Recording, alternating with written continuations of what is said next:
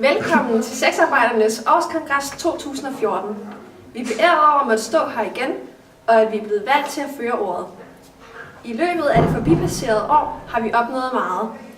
Legaliseringen om prostitution er endelig gået igennem. Men selvom endnu et år er gået, er vi stadig ikke accepteret i det danske samfund. Vi sexarbejdere er undertrykte og misforstået, da vi stadig bliver opfattet som de nederste i samfundets hierarki. Vores undertrykkelse skyldes den danske befolknings normer. De ser os som ludere, skøre, kokkede kvinder, lokkemadder og ådsler, der spenderer deres penge på stoffer. Hver dag møder vi modstand og foragt, både fra folk på gaden og i medierne. Folk har den idé, at grunden til, at vi har valgt denne retning, er fordi det er den sidste udvej for os. Men der tager de helt fejl. Vi har valgt vores job af interesse og ikke af tvang. Talskvinden for SIO, Susanne Møller, er et fantastisk eksempel. Hun er veluddannet sygeplejerske, men valgte alligevel at blive sexarbejder af egen fri vilje og interesse.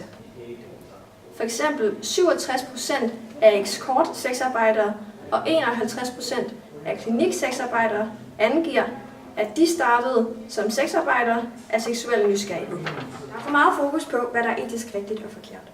Samtidig bliver vi betragtet som det danske samfunds sorte får. Folk ser ned på os som mennesker på grund af vores fag, og det kan ofte gøre vores hverdag hård.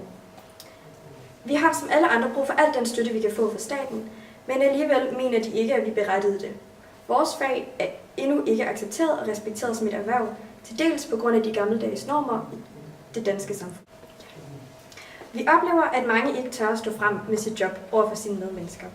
6 ud af 10 holder deres arbejde skjult i frygt for reaktion hos deres nærmeste og social afvigelse. De føler stadig ikke, at de kan være stolte over det arbejde, de udfører, men de har en grund til at skamme sig over deres fag. Et udtryk lyder, den lykkelige lyder findes ikke. Modsat mener vi, at lykke er et vidt begreb, og kan derfor ikke bruges til at beskrive menneskers forhold til det arbejde, de har valgt. Sexarbejdere er muligvis ikke lykkelige, men kan derimod være glade for eller tilfredse med deres job. Nøjagtigt som alle andre kan være det i deres erhverv. Det, der gør os ulykkelige, er, at vi fratages de grundlæggende rettigheder, fordi vores job ikke er accepteret på lige fod med andre. Voksne mennesker har ret til selv at vælge, hvordan de vil tjene deres penge, så længe erhvervet er legalt. Hvilket prostitution er i Danmark. Loven siger, at prostitution er legalt, så længe den omhandlende er over 18 år. Ifølge paragraf 223 siger, den som kunde mod betaling eller løfte om betaling har samleje med en person under 18 år, straffes med bøde eller fængsel indtil 2 år. Vi er alle herrer over vores egen krop, og dermed er det vores valg, hvad vi vil gøre med den. Ligesom mange andre erhverv er kroppen hovedværktøjet. Alle mennesker har forskellige grænser, og som sexarbejder bliver man trænet til at sætte sin grænse. Grænser de er meget personlige, og sexarbejder sætter muligvis sine grænser anderledes. Dette betyder ikke, at grænserne er forkerte. Undersøgelser viser, at 83% af klinik-sexarbejdere oplever ikke, at deres grænser bliver overskredet.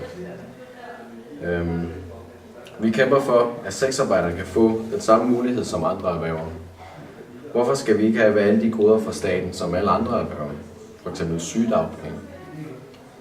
Vi ønsker, at alle sexarbejdere skal være stolte af deres arbejde, at vi vil blive respekteret og accepteret af samfundet, og at vi får skilt os af med den mangel på ligestilling. Vi er et erhverv, som passer på os selv, men som mange andre har vi stadig brug for sundhedsstøtte. Vi er ikke mere sundhedsmæssigt udsatte end andre, og undersøgelser viser, at vi ikke får flere kønssygdomme taget betragtning af vores erhverv. Overordnet er det en myte, at sexarbejdere har det dårligere end andre, og sexarbejde er et mere skadeligt erhverv. Vi beskytter os selv, og en statistik viser, at 94% af alle sexarbejdere bruger kondom ved alle ydelser, de tilbyder. Som sexarbejder lever man mere frit. Man bestemmer sine egne arbejdstider og har muligheden for at udvikle sig på mange måder. Vi har mange eksempler på både mænd og kvinder, som har fået det bedre med sig selv. Som selvtilliden vokser, bliver man mere bevidst om sin krop. Sex er motion, og derfor lever vi sexarbejdere et sundt liv, fyldt med selvtillid, kropsglæde og nærkontakt til andre mennesker. Vi håber i fremtiden, at alle prostituerede vil få den respekt, de fortjener. Vi ønsker, at prostitution vil blive opfattet, som vi ser det, et anerkendt erhverv i det danske samfund. Lad os Lad os blive fri for stemplet. En stempling kan kun skade, uanset om dit erhverv er respekteret eller ej. Vi vil fortsat kæmpe for ligestilling, rettigheder og respekt. Vi har et fælles mål og et fælles erhverv, som vi er stolte over. Vi går ind for menneskeligheden og ønsker et samfund, hvor der er plads og respekt til alle. Vi er en enhed, uanset om samfundet accepterer os eller ej.